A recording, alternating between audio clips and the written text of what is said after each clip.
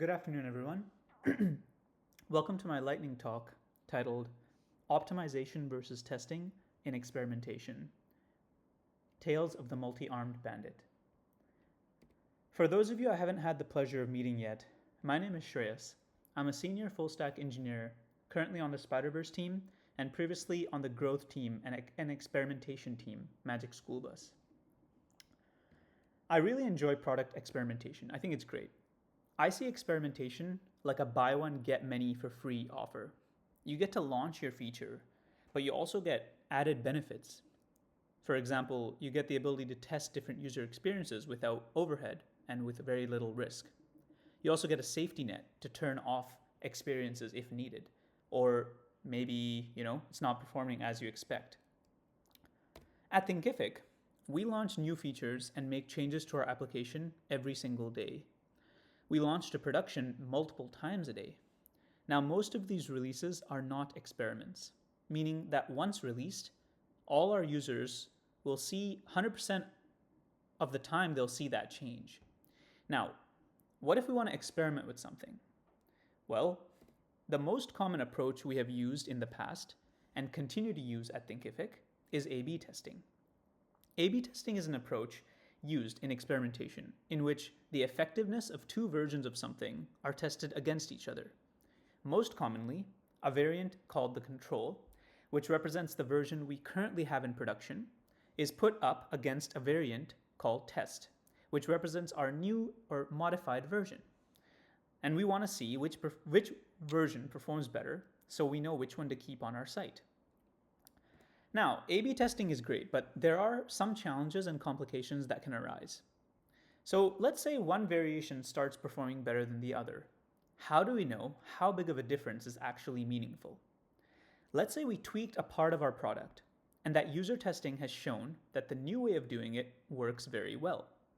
If we do an A/B test and don't spot any initial differences in conversions, was it worth the trouble? It might still very well be. If we really improve the product, it should show off in higher retention and higher lifetime value. But these KPIs require long periods of time and possibly very big numbers of users to test reliably. What should we do if the results are identical across both variations? And how do we know when to stop the experiment? We may have a high number of participants early in the funnel, maybe on our marketing, landing page, or www site, but do we really have large enough user numbers on a specific subpart of our application to measure anything useful within a given time frame? This results in a big bottleneck of A/B testing, which is that you either need a large sample size to get statistically significant results, or we need to run our tests for a really long time to gather useful and relevant data. What if we have many variations? Not just A and B, but now we have A, B, C, and D. What if we have, 24 choices of jam and not just 6 choices of jam, or not just 2? Apart from choice overload, as can be seen in the images on the screen, the main problem when testing multiple variations is that the significance level goes down as the number of variations increases. Now, by no means am I a statistician, by no means am I very good at stats, or anything, or it's been a long time since I've taken a stats course, but let's look at some simple math. So if we use the accepted significance level of 0.05 and decide to test 20 different variations or scenarios, one of those will be significant purely by chance. If you test 100 different scenarios, that number goes up to 5. In other words, the more variations, the higher the chances of finding a winner that's not actually significant. So let's look at a popular example. Google's 41 Shades of Blue is a good one. So in 2009, when Google could not decide which shade of blue would generate the most clicks on their search results page, they decided to test 41 different shades of blue. Can you imagine? At a 95% confidence level, the chance of getting a false positive was 88%. If they had tested 10 shades, the chance would have dropped to just 40, and with 9% for 3 shades and down to 5% with 2. This is called the multiple comparison problem and can impact us if and when we wish to test multiple variations at once. Now, to the biggest issue of them all when it comes to traditional A/B testing. Let's say we take our basic example of a balanced A/B test where we would allocate an equal amount of traffic, let's say 50%, to our control and 50% to our test group, until reaching sufficient sample size.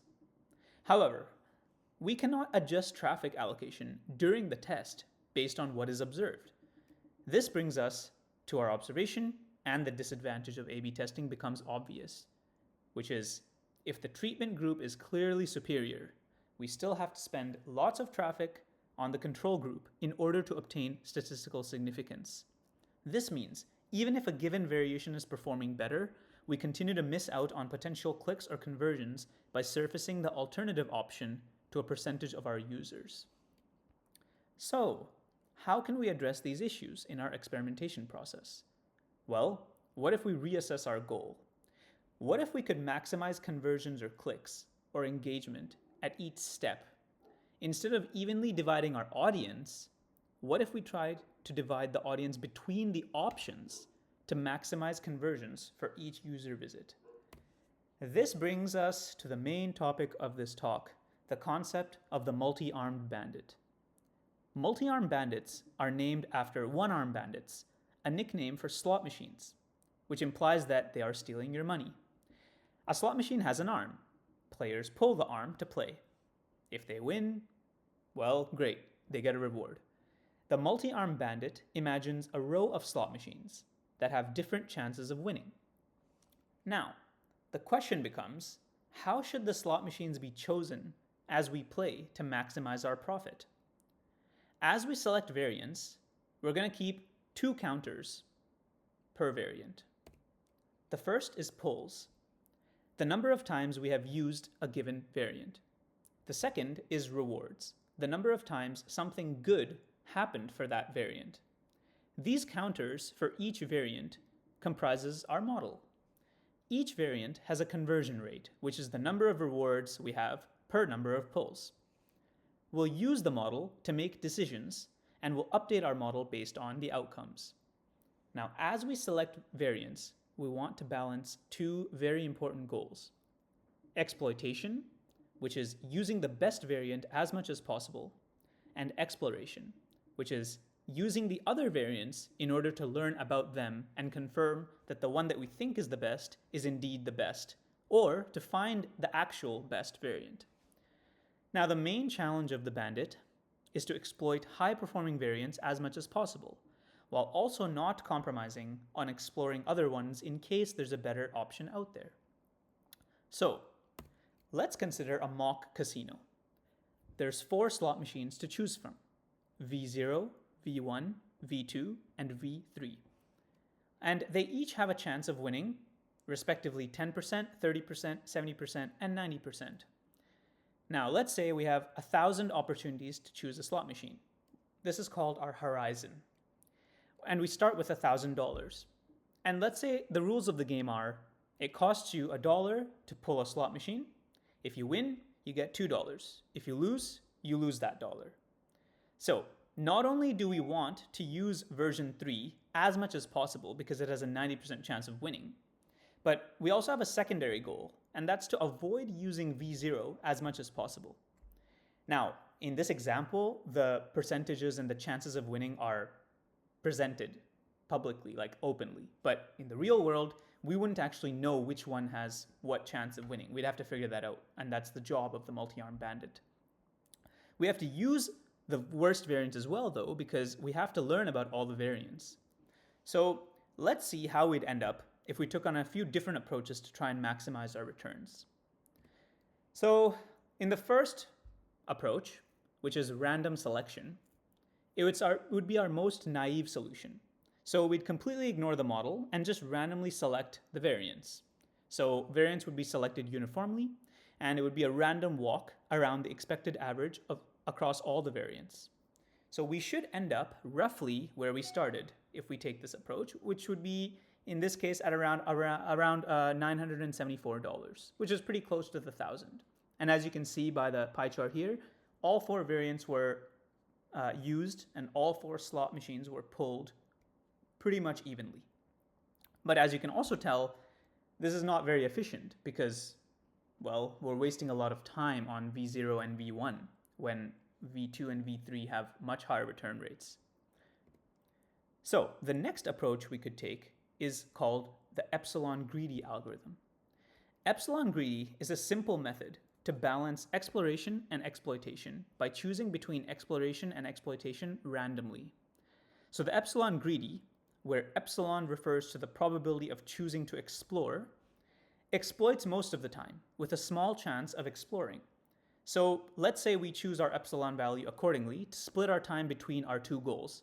So we want the algorithm to spend 90% of its time exploiting, which is to use the best variant, and just 10% of the time exploring, which is to pick a random variant. What we would notice is that there'd be a rapid convergence on the best variant with consistent exploration amongst the other ones. So we can see in this pie chart that we use the best variant more than half of the time, and in our exploration we used V0 just as much, or almost just as much as V1 and V2. So this allowed us to earn definitely much better than the random sampling. So we earned almost $1,600, a bit more. However, an issue here is that we're still using the super low performing variant quite often. We're still using it as often as the other much higher performing variants like V2. So let's look at another option for our algorithm here. So a third option for algorithm that we could use is called the UCB class of algorithms, or upper confidence bound. In this selection strategy, we use the conversion rate of the variant and a boost to variants that fall below an uncertainty threshold. So this selection strategy is deterministic, so it doesn't depend on randomness. In this approach, we'll see a convergence to the best variant, but much more exploration time. And the best variant is used, but the worst variant is avoided most of the time. And in this case, our dollar figure is actually the highest. In this case, we're able to earn around $1,700. We use the best variant for the vast amount of our decisions, and we really minimized on V0 and spent the second most amount of our pulls on V2. So which is really good.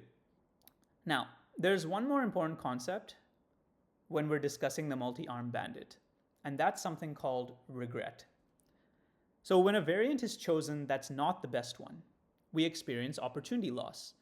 So for example, in our case, we had 4 variants, right? The best one converting at 90% and other ones converting at lower percentages. So let's say our best variant converts at 90% and we choose the variant that converts at 70%.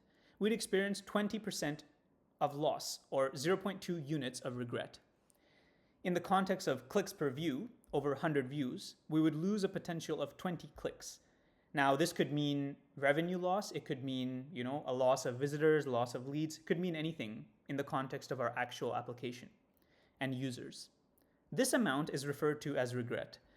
Now, we can evaluate algorithms by the regret accumulation patterns. For each algorithm, we track cumulative regret over time, and we extend our horizon, or the number of trials, to 3,000. And the result can be seen here.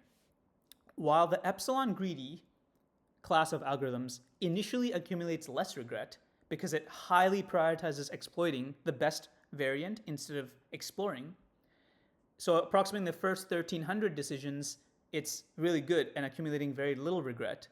We observe an inversion in the traces, and the UCB class of algorithms starts to accumulate less regret after that point.